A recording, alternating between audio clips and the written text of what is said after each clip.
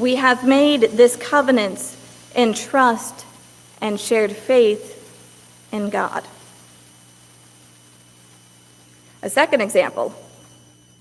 It is fairly common practice at church camps and in kids' Sunday schools to make a covenant with each other. Again, usually about acceptable behavior.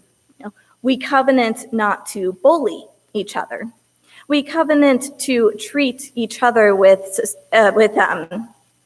respect. We covenant not to interrupt each other.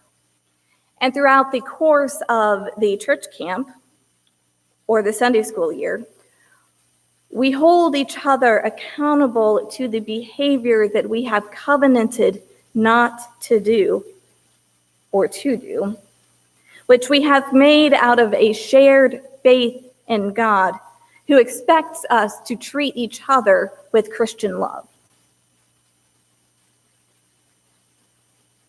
So a covenant is a promise or promises born out of shared faith in God. And while my two examples involved clergy and kids, making covenants is not and should not be restricted to just them. As a Christian community, we also covenant with each other. We covenant out of shared faith in God and shared ideas of how to be a place of worship. Our covenants with each other have to do with church as we are together, and it's not always written down, which is a shame.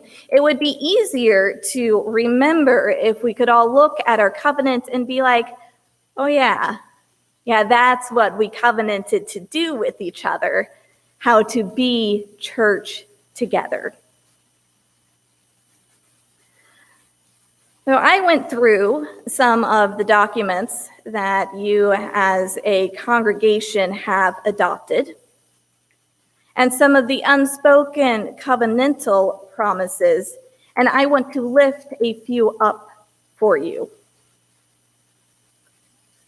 We as a faith community have come together to worship God. We will nurture each other as we grow in faith together. We will pray with and for each other. We are a community based on mutual respect and will treat each other with respect. We will listen to each other carefully with an open mind and in the love we share in Christ. We promise to keep the best interests of the church in mind, not our personal best interests.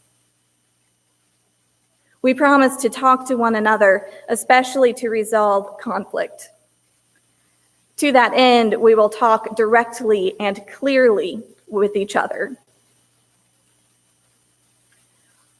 All this and more, we who form Altoona Christian Church promise and live out in the name of the God whom we all love and worship.